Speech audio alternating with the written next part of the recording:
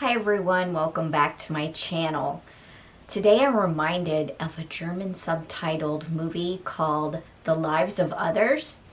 It's a great movie and it really has no bearing on the Lori Vallow case. I just wanted to say to highlight the fact that you really never know what's going on in the lives of others. For example, we had a cat emergency that's still kind of going on. Everything is stable, I guess. And we had an extended family member commit suicide last week. And it's just been tough, you know? And you just never know what's going on in the lives of others. So while I'm now going to be talking on the lives of other people I don't know, I guess I just want to remind myself to be kind when I can. If you're following this Lori Vallow, Chad Daybell, Tylee Ryan, JJ Vallow case, it's partly because the family of these children, Lori, not Kay and Larry, they didn't take care of these children. And when you let America take care of a child, a missing child, like say Kaylee Anthony, if you let America feel like a child hasn't been taken care of and that they need to get involved, this is kind of what you get. Let's continue. Part 2, let's get into it. So now we pick up the story on September 24th, 2019. At this point, seemingly both Tylee and JJ have been murdered and moved, and the bodies moved to the property of Chad Daybell, according to what the FBI's CAST system seems to be showing. On September 24th, 2019, Lori disenrolls JJ from Kennedy Elementary School. It's also Tylee's 17th birthday, and there's no celebration for Tylee, not physically, not even electronically. Keep that in mind. Tylee is just gone. One person that did do something was Colby. I believe that Colby texted Tylee and, happy birthday, and received a text in return that he didn't really feel like, in retrospect, came from Tylee. Tylee allegedly used emojis and things like that, and this text just didn't have the ring of truth to it. If so, this is, again, more evidence of covering up. You know your daughter's missing, she's not where she's supposed to be, and she's getting birthday texts from her brother, and you cover up by faking a text back. This is consciousness of guilt, and at some point in this timeline, I'm not sure of the date, but it seems to fit into this section. At some point, Melanie Gibb allegedly is told by Lori that Lori gave JJ to Kay, and there's some elaborate story that Melanie tells that Lori said about, well, I told Kay I had breast cancer, and so Kay agreed to take him. And so at this point, Melanie Gibb thinks that JJ is with Kay. All right, we get to October 1st, 2019. Lori rents the storage unit at Storage Plus. It's a 10-foot by 10-foot space in Rexburg, Idaho. That's where she rents it. And she rents the unit as Lori Ryan, not Lori Vallow. She had not been Lori Ryan since, what was that? 2004, wasn't it, guys? Well, that's when the divorce proceedings started with Joe, right? So she hadn't been Lori Ryan for a darn long time. So is she trying to cover up or be incognito here? What was the thinking behind that? Is it more consciousness of guilt, folks? Or covering up behind the fact? Rent a storage unit and don't use your actual current surname? She's not going to need the kids' stuff anymore, so allegedly that's a good amount of what she put in there. October 2nd, 2019. Lori orders a wedding ring off Amazon to the tune of $38. Okay? Using Charles Vallow's credit card.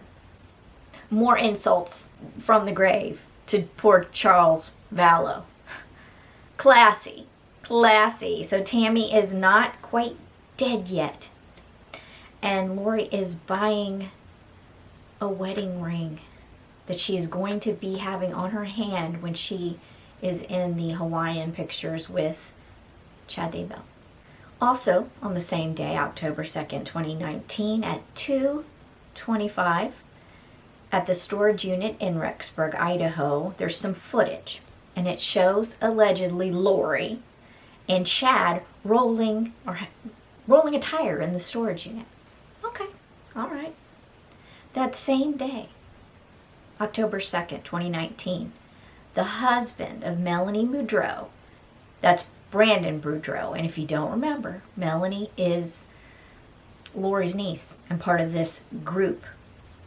Brandon's shot at outside his home in Gilbert, Arizona. He's gone to the gym. He's in his Tesla. He drives into his driveway, and at 9:30 a.m., he's pulling into his driveway, and a gun with a silencer comes out of a Jeep, and he gets shot at, and it misses his head by allegedly 5 inches. And you can see this in the police report or his pictures. You see his car with a hole, broken glass and the whole nine, so it wasn't faked. He said it looked like a gun with a silencer, barely misses him. The shooter's driving Ty Lee's 2018 Jeep Wrangler. Now keep in mind, Ty Lee is dead, all right? Of course, Brandon doesn't know this at this point, but Ty Lee's dead. And Charles, who the Jeep is registered to, is dead. So you've only got a few people. If you take a few out of the bag, there's only a couple people that could be driving that Jeep. Now we know that Lori and Chad were just at the storage unit. So we know it's Alex that drove the Jeep. What we don't know is if he had a passenger, if he had someone driving the Jeep as he's out the back, hence that's why you take the tire out, shooting at Brandon. We're not sure. But this Jeep is on the video surveillance. So, caught. And Brandon identifies Alex Cox as the shooter. So what does Brandon do? The right thing. He goes into hiding with his kids. He alerts the court of the shenanigans that are going down. Things are starting to come to light, but very slowly. The next day, October 3rd, 2019, again, the storage unit has some footage, and it shows Lori and seemingly Alex retrieving said tire that they had just rolled in with Chad, retrieving the Jeep's tire and the back seat to put in Vallow's car. You've got the players bookending around a known crime. You know that Ty Lee's Jeep was used in a shooting. You can deduce that it was probably Alex Cox that did the shooting. And then you have Lori and Chad or Lori and Alex bookending themselves around with the Jeep's tire and back seat around the crime. Allegedly. On the 4th of October, Tammy Daybell visits her parents in Springville, Utah. Due to Chad's urging, allegedly, saying that there was divine intervention. I believe it was this grandmother whose had come to him and said, she needed to go visit her parents or some such silly nonsense that doesn't even need specificity. He leaned on her to go visit her parents, and she did so. And my question is such: was this a time that some of these burning bonfires went on at the Daybell residence now that you got Tammy safely out of the house? That's just a question. Second question, or did you get Tammy in a car going to her parents because perhaps the car was tampered with? Because we will hear in this case, if they get it in, because we've heard it in the media, people coming forth many times saying that Chad had told them that he had visions that allegedly Tammy would die in a car accident. You just hear this car accident. Did he tamper with her car and then maybe he wasn't that good at tampering? This is speculation. It's not fact, but I'm thinking it, and you might be thinking it too. October 6, 2019, Alex Cox visits this storage unit solo. So they've all got access to the storage unit. Lori might have rented it as Lori Ryan, but they're all coming and going. October 9th, 2019, back at home, Tammy Daybell is shot at by a masked man with what appeared to innocent, naive little Tammy to be a paintball gun. I assert to you, that was a gun with the silencer. Looks very much the same. Note that this assassin, like the assassin of Brandon Boudreau, could not shoot that well. Just FYI. If it was Alex Cox and he shot Charles Vallow, maybe Charles wasn't moving around very much and he was in a room and didn't have, a lot of leeway. But whoever this assassin wasn't very good. Just saying. So Tammy allegedly yells at this assailant, thinks about throwing some of the frozen goods at him because I think she'd gone grocery shopping. And I think, if I read it correctly, the assailant runs around her house, which I found exceedingly odd. And that Tammy yells for Chad. Tammy also gets on 911, calls the Fremont County for assistance or to report it. And then she follows this up by recalling this event on Facebook. So it's out there. Now, if you guys cannot see that there is not a coincidence, that there is a pattern here, I think that a jury will also see that there's a pattern if this gets into evidence. So note that Tammy will be dead a mere 10 days later. Then, on October 10th, 2019, Tylee Ryan's Venmo account, now keep in mind, Tylee Ryan has passed at this point. Tylee Ryan's Venmo account makes a payment to her brother, Colby Ryan.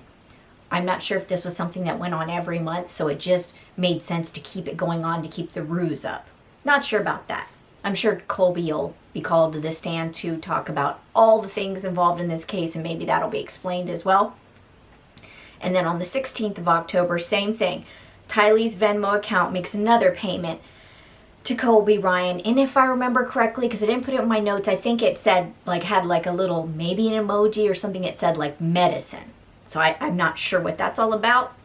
Same day, October 16th, 2019. Let's talk about the parallel story with some of these other players, which I haven't gotten into deeply with the other players involved because they have not gotten charges in this case. You've got Melanie Boudreau, who we've talked about a little bit with the shooting of Brandon Boudreau. She now texts Brandon, who's allegedly in hiding at this point with his kids, that they, quote, this is going to be paraphrased, that the kids can stay with you or go to Boise. All of a sudden, they were having a contentious custody battle, and now all of a sudden she's kind of conciliatorily sending him a text it's okay that, the kids can stay with you, or they can go to Boise with me. Now, mind you, she wasn't going to Boise. So I think he texted her back are you serious? Love you, Brandon. Keep in mind that Brandon believes that Melanie's uncle has just taken a shot at him.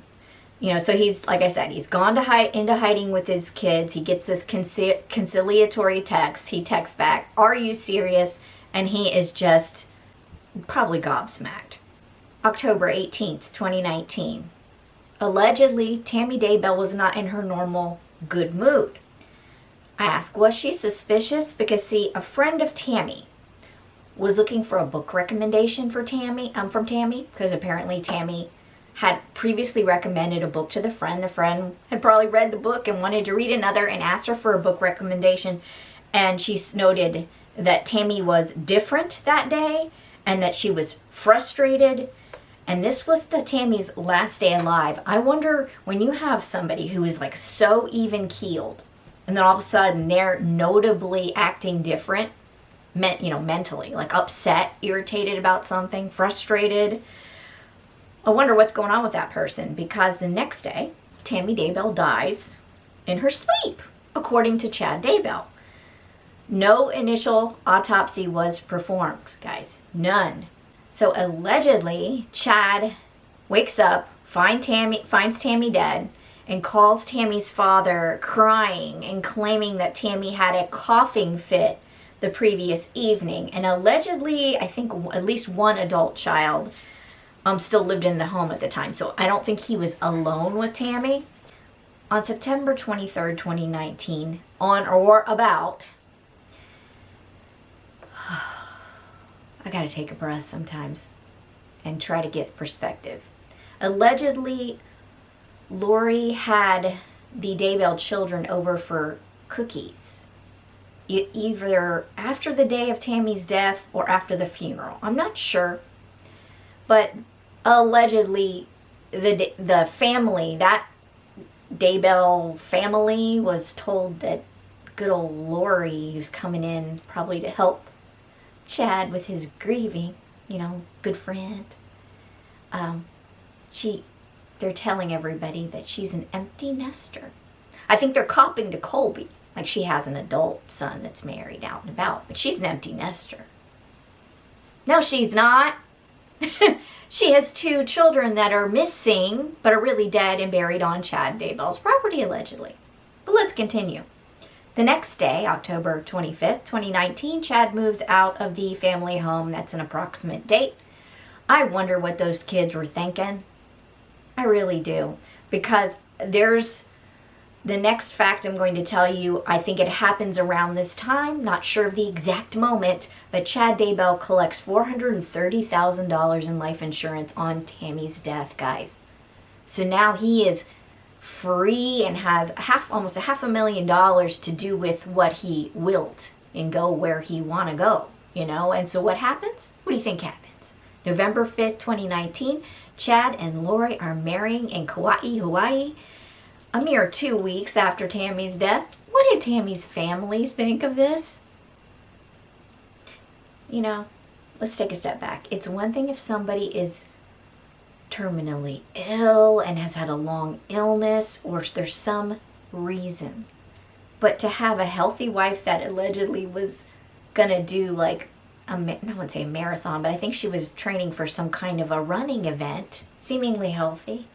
30 years, happy, visits her parents, come home, everything's good in the hood, and then all of a sudden she dies unexpectedly. Most normal people would be in shock. You wouldn't be 2 weeks later already married up to some new chippy.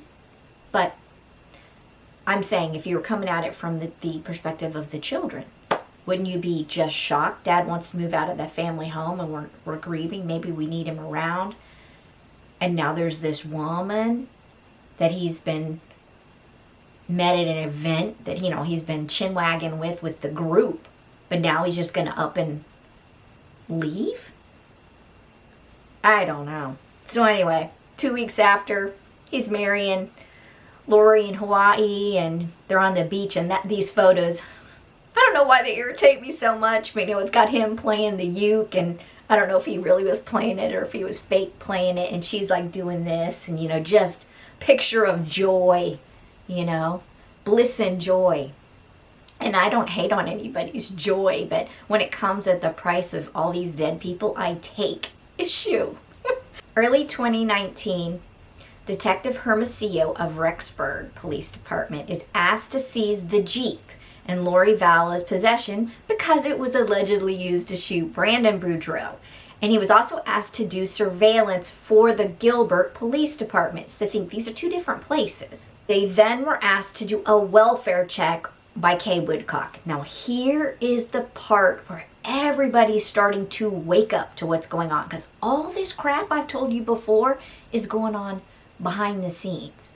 The police aren't, really that aware or cognizant of problem, and the public certainly don't even yet know that there's a problem. Okay, so all this stuff in the past, it becomes more of an issue when Kay Woodcock and Larry Woodcock start calling for the welfare check on JJ, and then the police, when they go, I'm going to tell you, November 26, 2019, this is the day.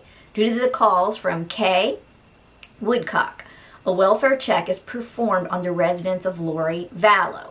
Okay, Chad and Alex are on the premises. Of course they are. Of course they are. Have these grown men nothing else in the whole wide world to do but to hang around with Lori Vallow and gang? Think about this. What was going on the day that the welfare check happened? They didn't know at all that a welfare check was going to go down. The day the welfare check was going to go down. All right? But when the police come, who's at Lori's place? Chad and Alex.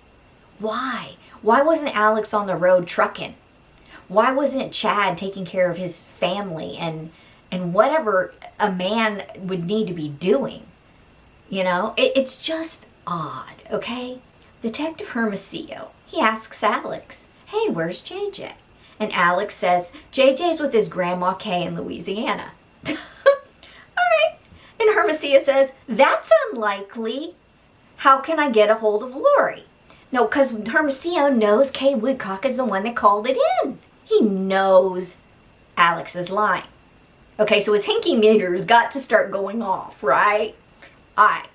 So Alex, he says, how can I get a hold of Lori? And Alex says, I don't have it, meaning her phone number. And Hermosillo says, where is Lori? And Alex says, in apartment 107. So Lori was in apartment 107 at that moment. Hermosillo spots Chad Daybell in a car. Now he knows from all the surveillance and all this crap that they know each other, right?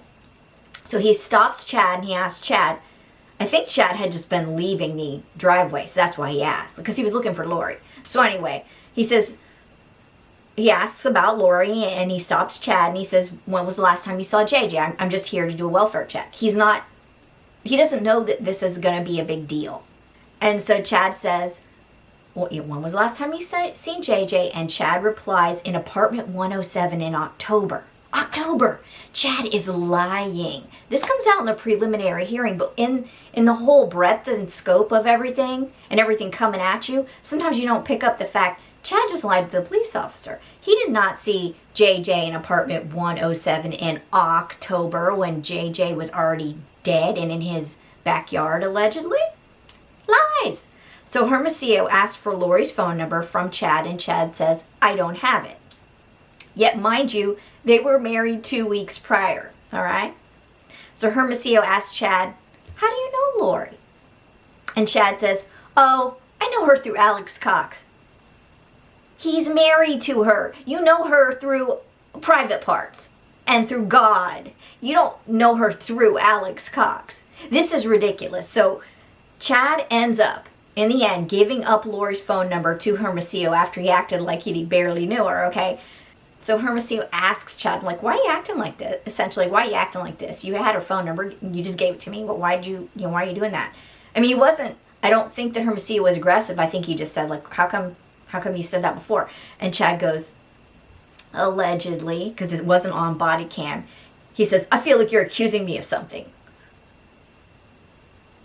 Like, no, I'm just trying to find this kid, dude. What the heck? You know what I mean? That's the paraphrase of probably his mental state.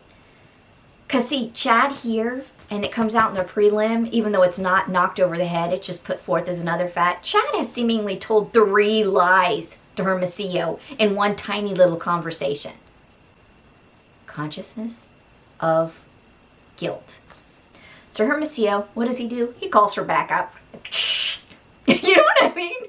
Can I get another one out here? He starts smelling that hinky. Or he's seeing the hinky. He's hearing hinky. So he starts knocking on the apartment doors to no answer. At some point, he gets a hold of Lori. And Lori tells them the story that JJ's with the family friend Melanie. And the police are unable to reach Melanie via phone initially. Okay? So they return to ask Lori again to have this Melanie call her directly. And this time they've got the body cams on, right? And Lori, oh, listen to those body cams. She sounds so flustered on these body cams. She sounds so manic and irritated. And she's doing that verbal diarrhea she does. You know, because she's lying, in my opinion. So she jabbers on about how her brother, Adam, not Alex, is trying to kill her, and this is the reason why she's not telling anybody where JJ is, and that she didn't get the life insurance money, and she just keeps blah, blah, blah about that. So that tells you this is what's important to her. And she bitches about Kay Woodcock, and she just goes on, jabbering, all right? And annoyed that they're knocking and asking. You know, oh, like, I've already dealt with this type thing. So anyway, Hermosillo becomes suspicious, and he goes for a search warrant. Now, mind you, they're trying to call Melanie Gibb also, and we'll get to what happens. That same day, literally from the car, probably as Chad has been asked the question, he immediately, gets on his phone, calls Melanie Gibb, and he's like, the Rexburg police, this is paraphrased, the Rexburg police are going to call you, don't pick up the phone. The police are at Lori's home, and they're looking for JJ.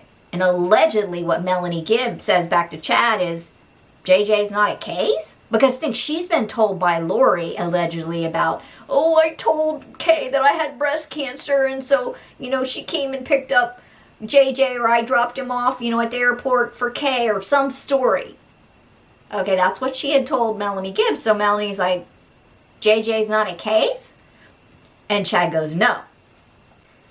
Chad sounded nervous, and I think she even asked him, are you nervous? He said yes. So then within an hour or two, Melanie wasn't 100% sure on the time, an upbeat Lori allegedly calls Melanie Gibb and asks her to lie to the police and say that JJ is with her at Frozen 2. And she even asks her to go as far as to go around snapping random pictures of kids running around and try to prove it, that JJ's with her. And so Melanie pretty much asks allegedly the same kind of questions that she did to Chad, like what the heck, but she doesn't ask a lot because allegedly she's shocked. So when asked why, Lori tells Melanie that she's trying to protect JJ from Kay Woodcock. That dastardly Kay Woodcock, right? Kay is trying to kidnap JJ. So what happens? Allegedly, at some point, not right away, Melanie answers the phone and tells them, yeah, I had JJ, but I gave him back to Lori. I think she does this a couple days later. It's not 100% pinned down in my timeline. Okay, so what happens? Hinky meter is going off at the police station, and a search warrant is issued the next day, November 27, 2019. And the authorities serve the warrant on the 3 apartments, okay, at 565 Pioneer Road. They serve it at 107, 174, and 175. And this is done by Detective Hermosillo and the gang. And then they saw a contract for the storage unit, that self-storage unit. And so with that being out in the open and them seeing it, they had obtained an additional search warrant for the storage unit. And so they go and they search that. And in the storage unit, they find the kids' bikes, they find journals, they find the kids' clothing, they find photo albums, they find personalized blankets with like pictures of the kids, one for Tylee and one for JJ. Guys, that's insane. It's like eradicating the kids, sticking it in a storage unit. Allegedly, apartment 175 had no clothes in it. Apartment 107 allegedly was completely vacant. And 174, I believe, was Melanie Boudreaux's apartment. So on November 27, 2019, Lori and Chad flee to Hawaii. They leave the mainland. And we now know by deduction that it was due pretty much to that welfare check, in my opinion. The welfare check comes, the crap starts hitting the fan, the hinky meter's going off, and they go, whoop, boop, we're out of here. We're out of here. And so they go to Hawaii, and they didn't leave notes to the other folk about where the heck they went. They just left, allegedly. So further follow-up with Lori and even Chad regarding JJ and then Tylee is halted when both Lori Vallow and Chad Daybell retain an attorney and refuse to answer questions. See, then the police have to go through an attorney. They can no longer directly contact Lori or Chad or anybody else once they retain the attorney and say, I am not going to talk to you anymore, talk through my attorney. So they lawyered up. At one point, when the police called Melanie Gibb, because she had told them that she had JJ, but she had returned him to Lori. She was like, he's off. I don't have him. I had him, but I don't have him anymore. You know what I mean? Like, she wants to distance herself. And Melanie had lied to the police. So Melanie calls and says, I had lied because Lori manipulated me. And so she does come clean. I'm not sure of the day. But Melanie Gibb, apparently, when this stuff happened, and I think she got with her boyfriend and talked this stuff over, and because she says she talked with a friend for a long time and decided that she was essentially going to go to the police and start talking to them. I believe that's David Warwick. It could be yet another friend. But anyway, allegedly around this time period, Melanie Gibb calls Alex Cox because he hasn't left to Hawaii. And Melanie says, quote, do I want to know what happened to JJ? And she says that Alex says, you don't want to know. And he cannot be found. Okay? That's allegedly what Alex told Melanie. If you want to believe what any of these people are saying. And Alex Cox also allegedly said to Melanie that Lori threw her under the bus. And it was like, dang, she really threw you under the bus, didn't she? Now, you got this two ways about it. That Alex is out of the loop and really doesn't know where the kids are and is really like, dang, Melanie, she threw you under the bus. Or B, he's just lying to Melanie all the time. And they're like almost making Melanie a patsy. Those are only kind of the only two ways you can have it. This is also around the time, allegedly in the timeline, that David Warwick calls Chad, is after the welfare check, and he says, Chad, I want to know where those kids are. And Chad says, for your own safety, I cannot tell you. Okay, that to me implies that Chad knows where they are, and he's protecting you. So David Warwick says, how is me knowing where JJ is going to threaten my safety? How is that possible? How's that going to threaten my safety? And then, it's the same language that Melanie says that Chad and Lori used with her about, like, for your safety, we cannot tell you. What? Again, that's knowledge. We cannot tell you. That's implying you know where they are. There you go. It came out in the prelim. November 8th, 2019. Melanie Gibb secretly records a speakerphone conversation with Chad and Lori, and she seeks to establish basically that Lori and Chad had asked her to lie to the police and to say that JJ was with her when JJ really wasn't with her. Okay, this is after the fact. She claims it was not done at all under the police's instructions, but that she wanted to basically clear her plate. And I have a couple notes I have about this conversation. I'm not going to go into the back and forth because I think it's a 22-minute recorded conversation. But I want to say, again, she's establishing that they asked her to lie. That's established on the recording, and it's now in the record, at least for the probable cause hearing. 2, that Chad and Lori both say it's for everyone's safety not to know where the kids are. So this, again, implies knowledge on the part of Chad and Lori that they know where the kids are, not Melanie. That's 2, established. 3, Lori says in the call that she didn't ever want Al to know. So my question to you is, did Alex ever know? And Alex is a patsy?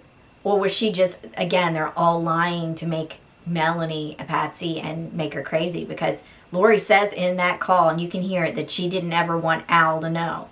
So did Al know? Did he not know? Is Lori lying to Melanie? Is Alex a patsy? What's the story here? Are they all just lying to each other? 4th point, Chad is silent the majority of the call until the end. Where he pops up, well, I got a testimony, or I got to testify. Anyway, so I think that being silent when you're on speakerphone, they're both there, and she's saying all these things, and he's not correcting her at all, right? Until I've got a testimony, and it's co-signing everything Lori says. He's co-signing what she's saying by sitting there silent. So again, that's more evidence. He just pipes up at the end with his testimony. And he talks about his sister-in-law coming up with these dark ideas. Again, the word dark. He's just cementing everything that is going to be brought out about the light and the dark and all this crap. 5th point, Lori's paraphrasing, I'm sorry you know so much, ran a chill up my backside. She talks about, I'm sorry you know so much, and essentially regarding the teachings. And this comment can be viewed two ways. When Lori's like, well, I'm sorry that you know so much, that you have all this knowledge. It's like either A, teachings, you know so much. So you're admitting it, in a way it's a cult. Like you've taught her something and you're sorry she knows so much. Okay, either that. Or B, it's almost like, I'm sorry you have this information. Like you've got too much information. Like if I tell you I have to kill you, well, I'm sorry you know so much. That was creepy to me. All right, so let's move on. It's almost a threat.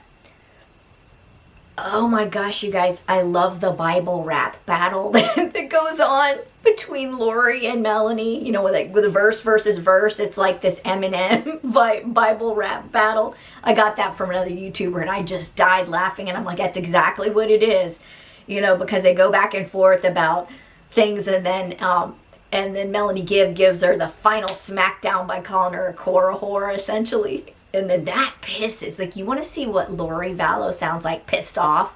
Listen to how she acts when she's essentially likened to being a Cora whore.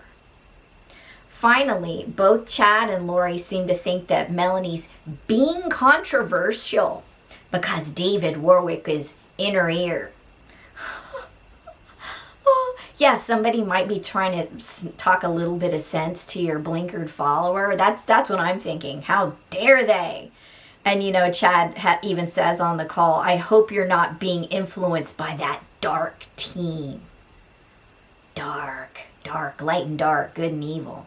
So yeah, that little recording, once you break it apart, 22 minutes of team prosecution. That does not look good. That call is not good. On November 8th, 2019, Melanie Gibb calls Officer Pilar with the recording she made to Lori and Chad. On December 11th, 2019, Tammy is exhumed by the Fremont County Sheriff and the Utah Medical Examiner. Apparently now everybody's got the memo that there's something awry. You know what I mean? And they're starting to go back and do a little bit more investigation. We still don't know the results of Tammy Daybell's autopsy.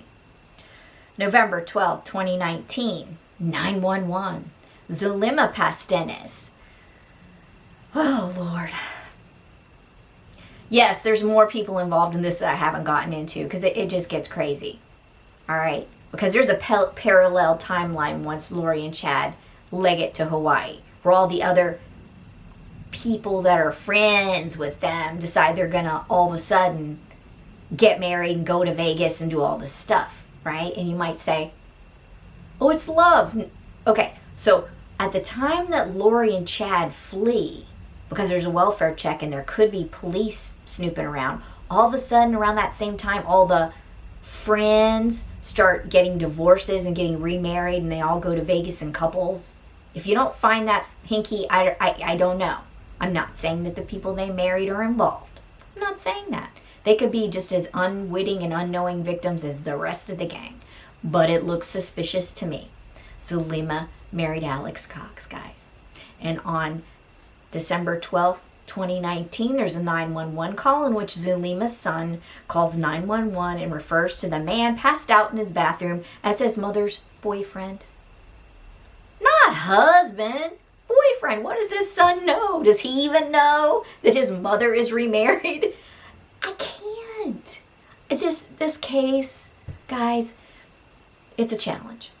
Alex dies on the floor of the bathroom of Zulema Pastenes, having married her in a quickie Vegas marriage wedding, and on top of it all, he takes her last name. He's no longer a Cox, he's a Pastenes. Why? Covering up, trying to hide? I don't know. Good night, I don't know. December 12th, 2019, he's passed out in Zulena's bathroom. He dies, age 51, guys. Was his blood pressure through the roof because the day before Tammy Daybell's body was exhumed and it made the news? Is that why this happened? I don't know. I mean, initially his death is deemed natural causes. And the autopsy revealed he had blood clots in his lungs. And now, of course, all the Coxes have come forth and said, oh, that runs in our family. Maybe it does. Maybe it does. Maybe karma went... I don't know. I really don't know. So on December 21st, 2019, the Rexburg police say that Lori Vallow and Chad Daybell are persons of interest in this missing children's case. This is when it makes national news. So everything I've told you here in part 2 and in part 1, it wasn't known to the national public. This is when it kicks off, and this is when you've got all the people starting to look for these kids and snoop around and get all the information. So let's talk about our little parallel group of folks that are involved in this, but the timelines are intertwining. Because about the time that Lori and the gang have fled to Hawaii, it almost like set off a warning system, in my opinion, with these other group members. This is my opinion. So Melanie Boudreau, who's divorced from Brandon, and he's in hiding with the kids because he's been shot at, and she's not seeing the kids. goes on a dating site, allegedly beating this Ian Pulowski, who just happens to live like right across the street, allegedly, like close to her. And she ends up going to Thanksgiving with him at his house with his family, because she claims that she didn't have anywhere to go for Thanksgiving, which makes me go, what? Now, I understand you can't be with Lori and Chad because they've landed. And I understand that, I guess, I don't know why she couldn't have had Thanksgiving with the Cox family that she's so incredibly close with, because Alex wasn't yet dead. But regardless, she had nowhere to go for Thanksgiving. So she goes with Ian Pulowski to his house and meets his family, allegedly, and really quickly, like right after Thanksgiving, they go to Vegas on the 30th of that month of November, and they get married.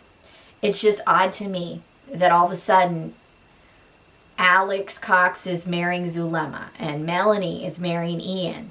And okay, so this is the part that just kills me dead.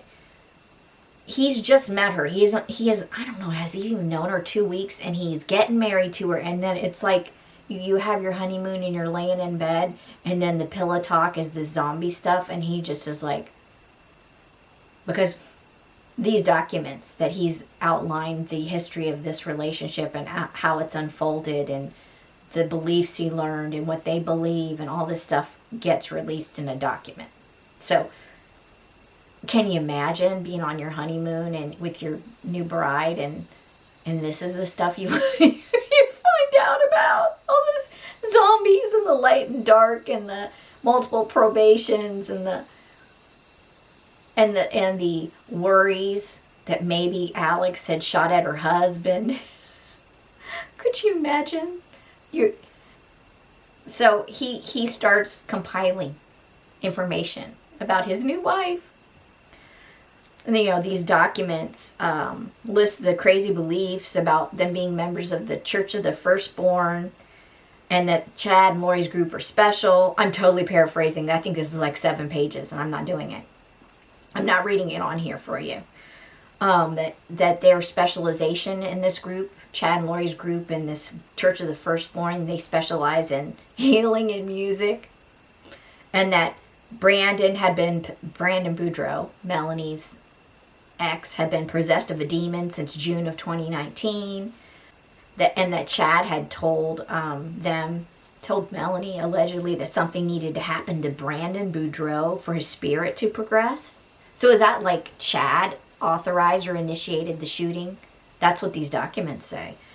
And that Melanie had worries that Chad and Lori could have been the ones that shot at Brandon, like playing the innocent, but dropping all this in Ian's lap. So what he does, and I'm not going to get into the reason it came out, like his ex-wife found out and his mother, and it's like they all like said, you got to go to the police, la, la, la, la. So he compiles all his knowledge. And what he does is he creates these documents and he gives it to law enforcement, and then the FBI get involved. So by, I don't know, is this December? Like, they're getting the FBI involved deeply.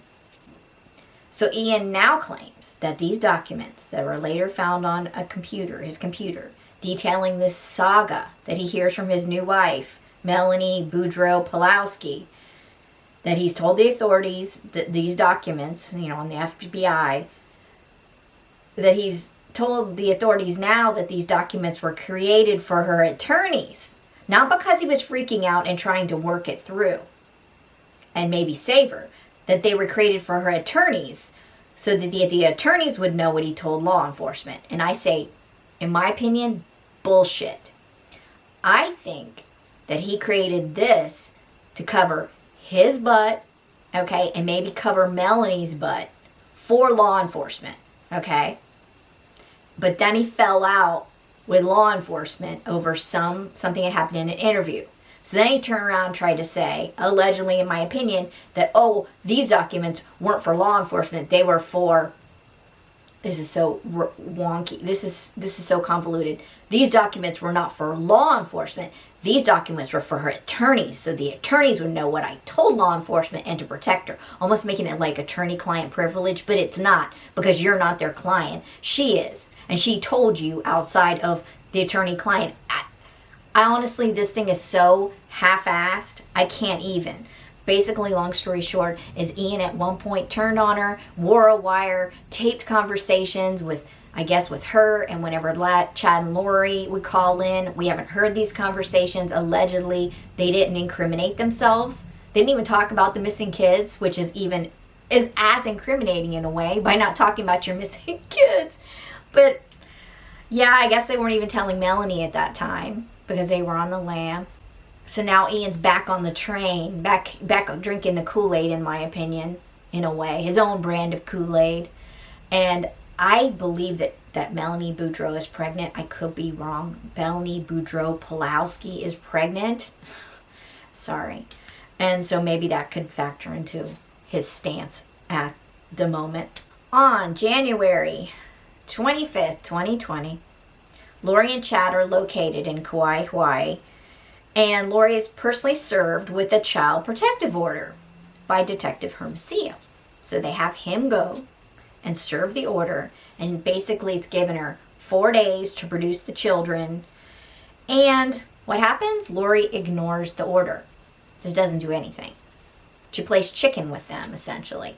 But if you think about it, she couldn't produce the children because they were dead. But she could have come forward and told the truth and said whatever and told them where the children were. But she didn't. The next day, on January 26, 2020, a search warrant is issued in relation to the child protective order that Hermosillo had just served. This all came from Idaho. And Lori served with the protective order while she's in Princeville, Hawaii. And what they find is they find JJ's iPad, all right? They find the kids' birth certificates. They find Tylee's bank card. So one could assume that she can still access Tylee's money and maybe any Social Security benefits or anything that's still coming on through. And I gotta say again, if you haven't watched my other videos, it is a felony if someone's dead and you still collect their benefits in any way, shape, or form. No bueno. Not saying she did. I'm just saying it is a felony. All right. On February 20th, 2020, Lori's arrested in Princeville, Hawaii on 2 felony counts of desertion and non-support of the dependent children and misdemeanor counts of obstruction, resisting, and contempt of court. Because she basically just ignored it all. And at this point, nobody thought they knew they were dead. They thought they were missing. They were just missing, and she wasn't cooperating. On February 26, 2020, Lori does waive extradition back to the mainland because she needs to answer for why she's not producing the children. She doesn't fight it. Chad is still free-range chicken, though. And I gotta say, it's not on my timeline, so I'm shooting from the hip here, but when they flew her back in, I love it. Go to East Idaho News and watch Nate Eaton going after her like a yappy little Yorkie on her heels. I mean, she's coming down out of the plane. He's just like, just going after her, just asking her question after question, and she just sits there like a sphinx, with her little smirky, smuggy smile, and gets in the car and he's like, I know you can hear me, Lori, don't you have, you know what I mean, like that kind of stuff. I love that. I don't know why. It's like someone needs to dog her ass, and she wasn't saying where the kids were at. Just like when he came after them when they were walking down to the beach or wherever the hell they were going.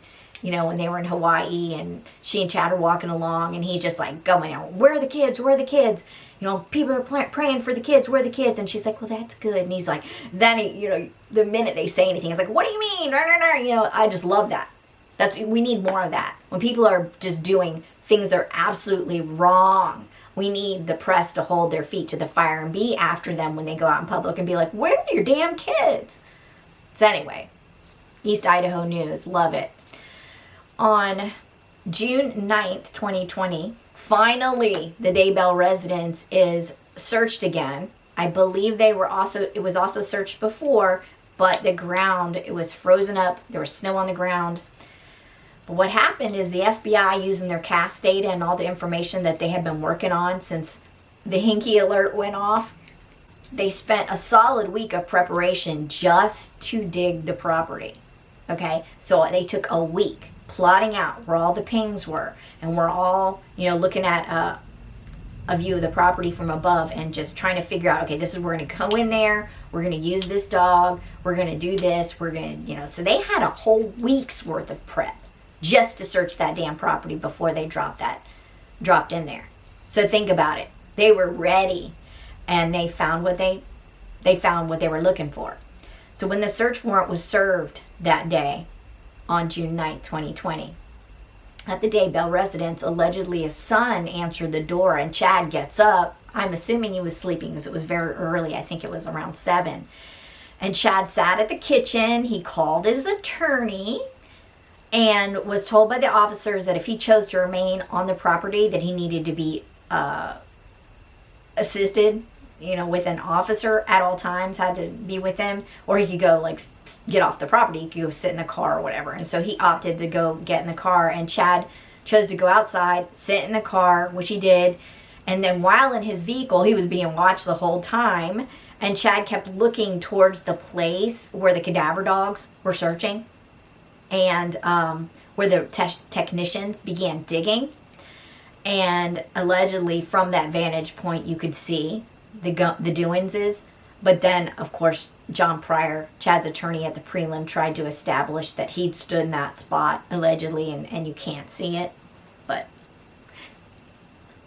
the story is that Chad was looking all furtively, oh my God, watching the shit and crapping his pants, figuratively. So he's watching the area at the north side of the property near the pond area where all this stuff is going on. Now, if somebody's doing a search on your house and you opt to stay around and kind of eyeball the stuff, you're going to be watching them. But can you imagine the drama of the cadaver dogs barking and pawing, or however they alert, and then the digging begins? Whoa. So he was watching it and not looking like a happy camper. And then what happens? Little Lori calls in, and that's all recorded because she calls in from jail, and all jail calls are recorded as it says. And so that was also introduced at the prelim. So if you're interested in hearing that, to me it just sounds like Lori sounds like she's 14 years old. What can I do for you? And Chad sounds like he's completely beaten and guilty. Just caught. His hand's been in the cookie jar, and somebody went bang and banged that hand down, and he's just all pounding. Bad, I'm doing bad. I don't know if you can call back. You know what I mean? That kind of shit. Who are these people? She sounds like she's just this little mini child woman, and he sounds like... No, there's no charisma there. I'm sorry. But anyway, that call says a lot. Sounds guilty as hell. I'm trying to avoid talking about the shitty stuff I need to talk about next, because both the children's bodies were recovered, and they were discovered and recovered from the Daybell property. And Tylee was just a mass of burned flesh and bone with a green bucket over a partially human skull. So there was literally they had to just dig a section because it was just that was all that was left of Tylee. And JJ was buried under 3 rocks, and there was some wood paneling under the rocks, and he was wrapped in a black plastic bag and then a white plastic bag, and the body was duct tape around his mouth, and then his face around that piece, and I think it was also like this, and it was around his hands, and it was around his arms over that, almost like a ball, like they'd used almost the whole ball, and also his feet. And so clearly he was alive, in my opinion, when he was duct taped, because you wouldn't do that. People were like, oh, it's because maybe the D comes out through the mouth. No, you wouldn't do it that way. You would need to do his hands and his feet then. It was clearly he was being subdued. So allegedly, JJ was positively identified by Brandon Boudreaux. Bless your heart, Brandon. I mean, how much crap else did you have to go through by seeing that shit? The investigator also recognized JJ by his haircut. And Tylee had to be identified through the dental records. These are the initial identifications pre-DNA. Both the graves were shallow, like 2 feet or less. Not the 6 feet that a grave digger would dig. So was this so that the perpetrator could go back multiple times and burn and compact the bodies? You know, break down the remains on multiple occasions, so keep it shallow so you can keep going back and reducing it to the state of Tylee's? That's what I wonder. So the technicians also excavated the pet cemetery and located a dog and a cat, and no raccoon was unearthed. But then again, the entire Daybell property was not excavated. So Rex, the Rexburg raccoon, is apparently still on the lam, and he maybe needs to check into witness protection, because someone might want to put him on the property and then dig him up and say that that's the raccoon that got shot that day. Yeah, you gotta have some kind of dark humor to survive this case. So Chad's current charges are 2 felony counts of conspiracy to commit concealment, destruction, or alteration of evidence, and he's on still $1 million bond. Chad has had his preliminary hearing. Lori, I probably, after watching Chad's, opted to waive hers. So some of the things about their prelim, I'm just going to give you a real rough overview, because I've also put some of the facts from the prelim in my timeline. So there's no need to beat the dead horse. So I did an entire video on the preliminary hearing. And some takeaways I didn't mention then is John Pryor is trying to elicit from the witnesses that Chad's books are fiction. So guys, Chad's books are fiction. He didn't really believe any of that stuff. So is this Chad's work or only fiction line? Because Chad has claimed his books are also based on his truth, like his truth of having near-death experiences and being able to have visions as a result of that. Is he a liar now? And that was all fiction? Also, at the preliminary hearing, we see David Warwick, who is the boyfriend of Melanie Gibb. He took the stand, and it looks like Pryor's going to be making a lot of hash that David's hard of hearing, and seemingly he is hard of hearing. But in a way, he's making the point that, see, David and Melanie Gibb were at that apartment allegedly when, around the time JJ would have been killed, unless he was killed off site.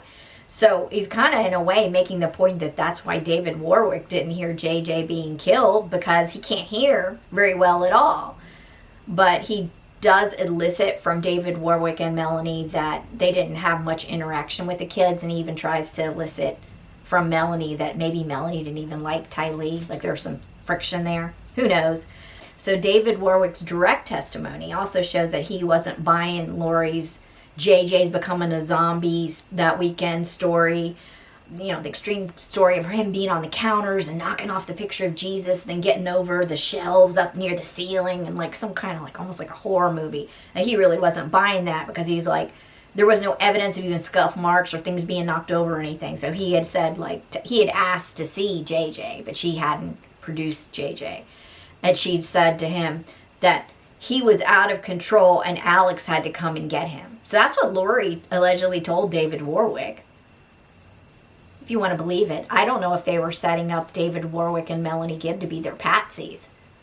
And so if it ever came out that the kids were killed or missing, that they could point at them and say, well, they were here on this date, and they were here on this date, and they didn't like Tylee or whatever, and look, they even went to the property nearby, and their phones would be pinging near there. Who knows? With this group, they all lie to each other, and they lie to other people, the outsiders, so it's hard to say. Okay, so I have a question. You have David and Melanie Gibb. Their question about going with the real estate agent to see a piece of property near Chad Daybell's property, like this is the day before JJ is killed, or that weekend.